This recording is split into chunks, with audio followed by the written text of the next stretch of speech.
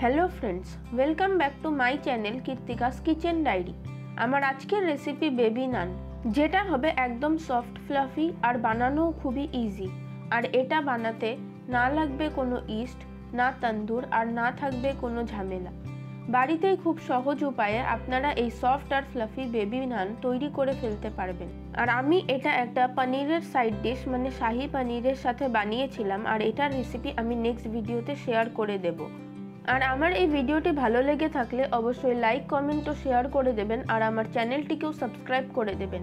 তাহলে চলুন দেখে নেওয়া যাক আমার আজকের এই রেসিপিটি। তো বেবি নান বানানোর জন্য এখানে আমি সবার প্রথমে একটা মিক্সিং বোলের মধ্যে আগে থেকে চেলে নেওয়া 2 কাপ পরিমাণে ময়দা দিয়ে দেব।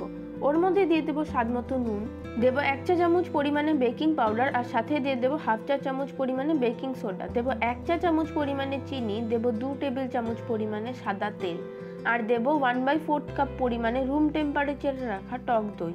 এবারে সব কিছুকে আমি খুব ভালো করে মিশিয়ে নেব। ময়দাটা দইয়ের সাথে মিশলে এমনি একটু ভিজে যাবে। তারপর এর মধ্যে অল্প অল্প করে গরম জল দিয়ে এটাকে আমি মেখে নেব। জলটা যেন খুব গরম না থাকে, হালকা উষ্ণ হতে হবে। ফাইনাল ডোটা একটু নরম হবে। আমরা রুটির জন্য যেরকম ডো তৈরি করি তার থেকেও আরেকটু নরম থাকতে হবে। এবারে ডোটাকে ঢাকা দিয়ে একটু গরম জায়গায় রেখে দেব 2 ঘন্টার জন্য। তাতে করে ডোটাও একটু ফুলে যাবে আর আমাদের নানটাও খুবই সফট হবে। তারপর 2 ঘন্টা পর ডোটা যখন একটু ফুলে যাবে তখন ডোটাকে আমি আরেকটু মেখে নেব।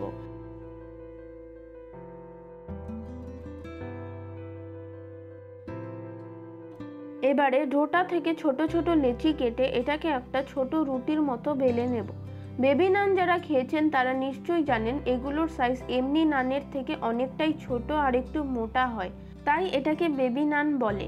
তাও একটু বড় করে বেলবেন, কারণ এটা এই সারফেসটা থেকে তুললেই একটু শ্রিঙ্ক হয়ে যাবে। এবারে গ্যাসে একটা তাওয়াকে খুব ভালো করে গরম করে এর মধ্যে আমি নানটাকে দিয়ে দেব। তারপর আগে এটাকে 2 পিঠে ভালো মতো উল্টে পাল্টে একটু সেঁকে নেব। খুব ভালো করে সেঁকে নেওয়ার পর এবারে এর মধ্যে আমি দুপাশেই অল্প অল্প করে মেল্টেড বাটার দিয়ে ভেজে নেব।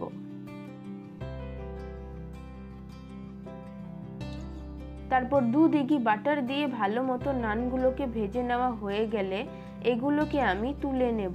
এই সেম ভাবেই আমি বাকি বেবি নানগুলোকেও বেলে ভেজে নেব।